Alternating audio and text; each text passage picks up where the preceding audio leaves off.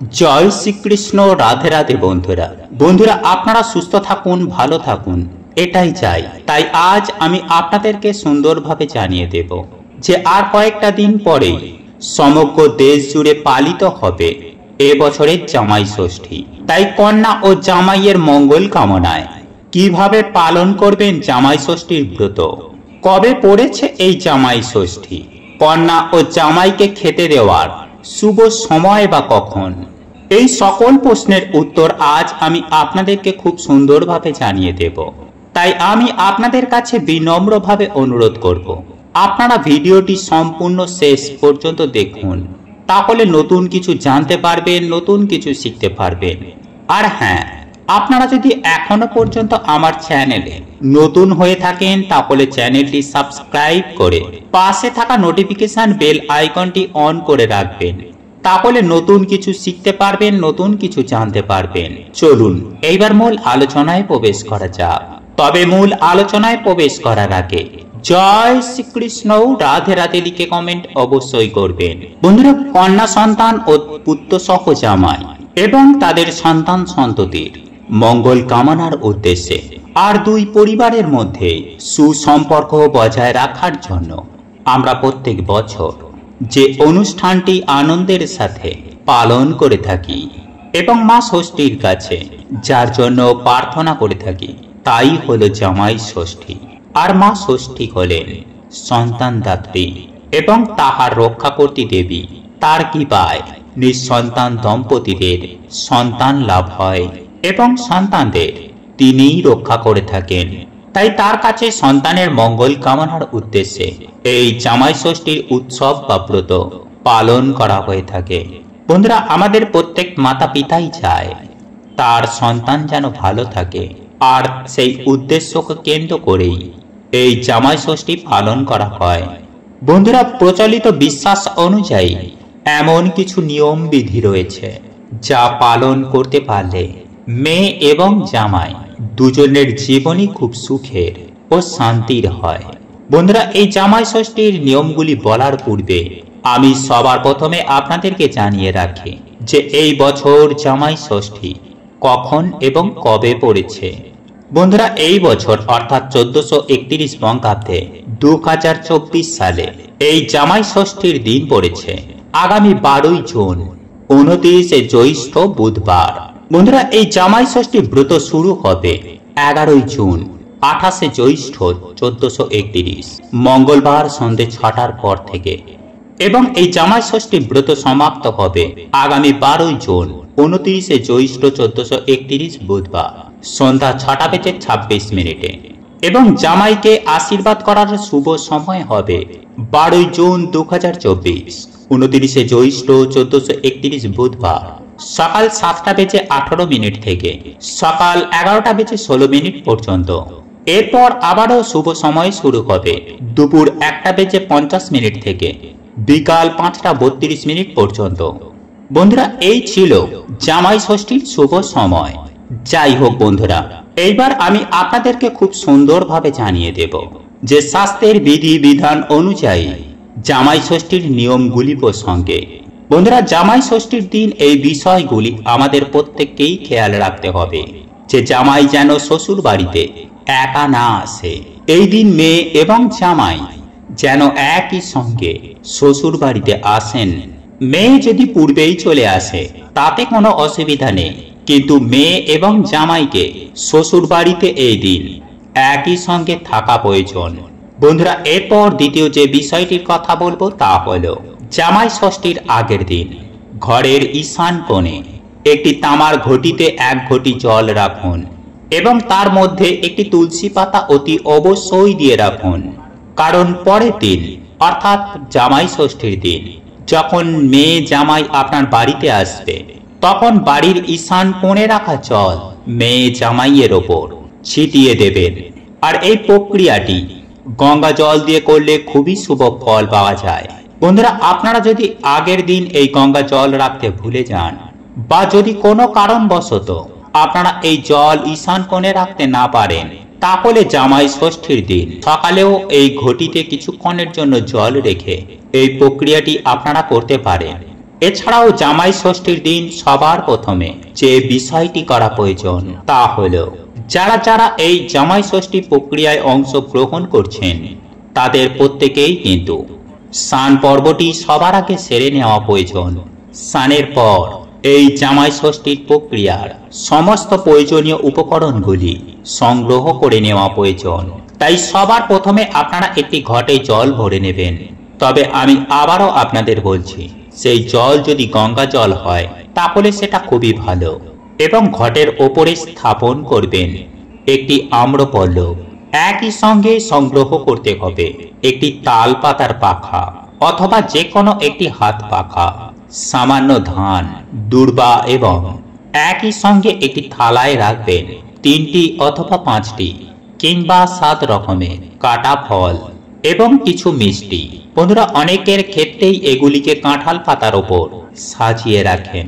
যাই হোক বন্ধুরা, এরপর আমি আপনাদেরকে জানিয়ে রাখি যে জামাই ষষ্ঠীর মধ্যে যে বিষয়টি সবথেকে প্রধান এবং সবথেকে গুরুত্বপূর্ণ তা হলো একটি সাদা সুতো নিয়ে সেটিকে 5 বা 7 পাক করে তাতে হলুদ মাখিয়ে দিন এবং তারপর সেই সুতোর মধ্যে একটি ফুল এবং একটি বেল পাতা গিঁট বেঁধে দিয়ে সেই সুতোটিকে ঘটের সামনে রেখে দিতে হয় এবং তারপর সমস্ত উপকরণগুলি সংগ্রহ হয়ে যাবার পর মা ষষ্ঠীর পুজো করা হয়।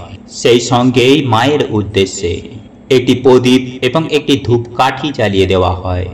তারপর জামাই এলে তাকে বসিয়ে সাদা সুতোটি হাতে বেঁধে দিয়ে শাশুড়ি মা পাখার হাওয়া দিয়ে বলে 60 60 60 এবং তারপর ধান এবং দূর্বা দিয়ে আশীর্বাদ করেন।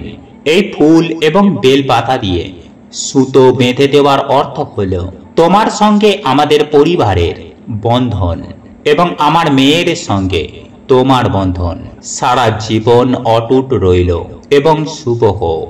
এবং বন্ধুরা, এই পাখা দিয়ে জামাইকে হাওয়া করার অর্থ হলো তোমার সমস্ত আপদ বিপদ দূরে যাক, শান্ত থাকুক পরিবেশ। আর 3 বার 60 60 60 বলার অর্থ হলো মেয়ে জামাইয়ের দীর্ঘায়ু কামনা করা এবং ধান ও দূর্বা দিয়ে আশীর্বাদ করার অর্থ হলো সমৃদ্ধি, চিরসবুজ ও চির সতেজতার প্রতীক হয়ে থাকুক। বন্ধুরা, এই ধান ও দূর্বা দিয়ে আশীর্বাদ করার পর শাশুড়ি মা মা ষষ্ঠীর চরণে সিঁদুর দিয়ে জামাই এবং মেয়েকে তিলক লাগান। এরপর জামাইকে ফল আহার এবং মিষ্টি মুখ করাতে হয়। তারপর একটি কাঁচের গ্লাসে জল নিয়ে জল পান করাতে হয়। তারপর জামাইকে একটি উপহার প্রদান করতে হয়। বন্ধুরা, যদি জামাইকে হলুদ রঙের কোনো জিনিস সেই দিন উপহার হিসাবে দেন তাহলে সেটি অত্যন্ত শুভ হিসাবে গণ্য করা হয়। এরপর জামাই শ্বশুর শাশুড়িকে প্রণাম করেন। এই সমস্ত কিছুই জামাইয়ের মঙ্গলের জন্য যেমন শুভ কামনা, ঠিক তেমনই মেয়ে সুখে শান্তিতে থাকার জন্য মঙ্গল চিন্তা ও সুন্দর সাংসারিক জীবন যাপনের জন্য মা ষষ্ঠীর কাছে প্রার্থনা। তবে বন্ধুরা, এই দিন যদি কোনো শাশুড়ি মা মেয়ে জামাইয়ের মঙ্গল কামনায় কোনো উপায় বা ক্রিয়ার অবলম্বন করতে পারে তাহলে মেয়ে জামাই রাজার হালে থাকবে। হ্যাঁ বন্ধুরা, আপনারা একেবারে ঠিকই শুনছেন। বন্ধুরা, ঈশ্বর বা ভগবান আমাদের এই পৃথিবীতে অনেক কিছু উপহার দিয়ে রেখেছেন। আর আমরা যদি সেই জিনিসগুলির গুণাগুণ জানি বা সেই জিনিসগুলিকে যদি আমাদের নিজেদের কাজের জন্য ব্যবহার করি শাস্ত্রের বিধি বিধান অনুযায়ী, তাহলে যে মানুষ ভগবান বা ঈশ্বরের দেওয়া উপহারগুলি যারা ব্যবহার করবেন তাদের জীবনে কখনো কোনোদিনও দুঃখ, কষ্ট, দারিদ্রতা থাকে না। হ্যাঁ বন্ধুরা, সেই সকল মানুষজনের জীবনে সুখ, শান্তি, সমৃদ্ধি সমস্ত কিছুই থাকে। এছাড়াও ভগবানের এই দানগুলিকে যারা নিজের কাজে ব্যবহার করবে জীবনের প্রত্যেকটি স্টেপে তারা সফলতা পেয়ে থাকেন। কারণ যে উপহারগুলি ভগবান বা ঈশ্বর আমাদের দিয়েছেন সেই উপহারের মধ্যে কিছু এমন এমন জিনিস আছে যাদের শক্তি অনেক অনেক গুণ বেশি। বন্ধুরা, শাস্ত্র মতে মনে করা হয় সেই জিনিসগুলির মধ্যে এমনই শক্তি থাকে বা দিব্য গুণ থাকে যেগুলির সাহায্যে মানুষ তার জীবনে অনেক পরিবর্তন আনতে পারে। হ্যাঁ বন্ধুরা, তার ভাগ্যে অনেক পরিবর্তন আনতে পারে সেই জিনিসগুলিরই সাহায্যে। তাই বন্ধুরা, আজ আমি আপনাদেরকে সেই রকমই একটি জিনিস, ভগবান বা ঈশ্বরের দেওয়া উপহারের একটি জিনিসের কথা জানিয়ে দেব। এই জিনিসটি আপনিও ব্যবহার করলে তাহলে আমি সুনিশ্চিতভাবে বলতে পারি যে আপনাদের জীবনে অর্থের অবস্থা যদি খারাপ হয়ে থাকে তাহলে আপনাদের অর্থের অভাব অনটন দূর হয়ে যাবে। হ্যাঁ বন্ধুরা, আপনারা একেবারে ঠিকই শুনছেন। শাস্ত্র মতে মনে করা হয় যে এই জিনিসটিতে এতটাই গুণ আছে যে, বা এতটাই শক্তি আছে যে শুধুমাত্র যে পকেটে এই জিনিসটি রাখে তা হলেও আপনার পকেট কখনো কোনোদিনও কোনো পরিস্থিতিতে খালি থাকবে না। এবং আপনার সঞ্চয়ের স্থানে যদি এই জিনিসটিকে রাখা যায় তাহলে আপনার যে সঞ্চয়ের স্থান, সেই স্থান অর্থাৎ আপনার অর্থ ভাণ্ডার, আপনার অর্থ ভাগ্য একেবারে ভরপুর হয়ে উঠবে। বন্ধুরা, যদি আপনারা ব্যবসা করেন, ব্যবসার স্থানে যদি এই জিনিসটিকে রাখা যায় তাহলে ব্যবসা রম রম করে দৌড়াবে এবং প্রতিদিন সেই ব্যবসাতে গ্রাহকের সংখ্যাও উত্তরোত্তর বৃদ্ধি পায়। হ্যাঁ বন্ধুরা, আপনারা একেবারে ঠিকই শুনছেন।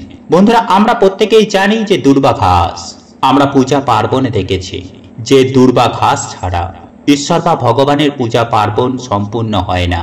বন্ধুরা, আপনারা দেখবেন যে আমাদের প্রত্যেকের বাড়িতেই কোনো শুভ অনুষ্ঠান হয়, সেখানেও কিন্তু সর্বপ্রথম দুর্বা ঘাসের ব্যবহার করা হয়।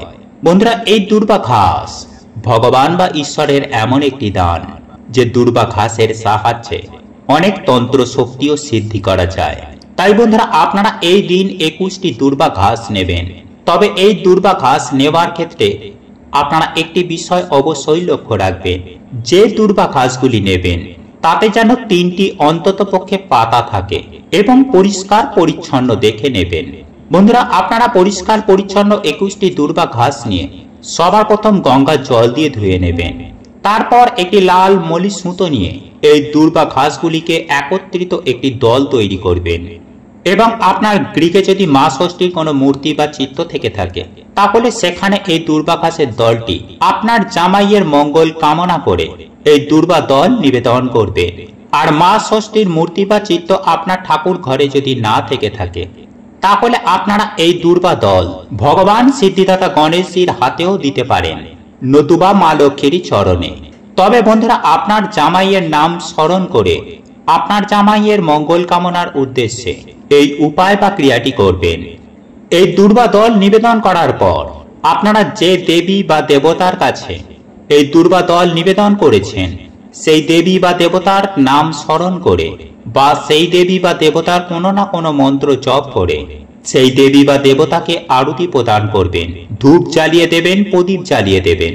তারপর আপনার সাধ্য সামর্থ্য অনুযায়ী একটি নৈবেদ্য প্রদান করবেন এবং আপনার পুজো আরাধনা হয়ে যাবার পর আপনারা সেই দুর্বা দলটি সেখানেই রেখে দেবেন এবং সন্ধ্যার পরে অর্থাৎ এই জামাই ষষ্ঠী ব্রত শেষ হয়ে যাবার পর এই দুর্বা দল ভগবান বা ঈশ্বরের চরণ থেকে বা যে দেবদেবীর চরণতলে আপনি এই দুর্বা দল রেখেছিলেন সেটি সেখান থেকে নিয়ে নেবেন এবং এই দুর্বা দল আপনারা আপনার জামাইয়ের ডান হাতে বেঁধে দেবেন।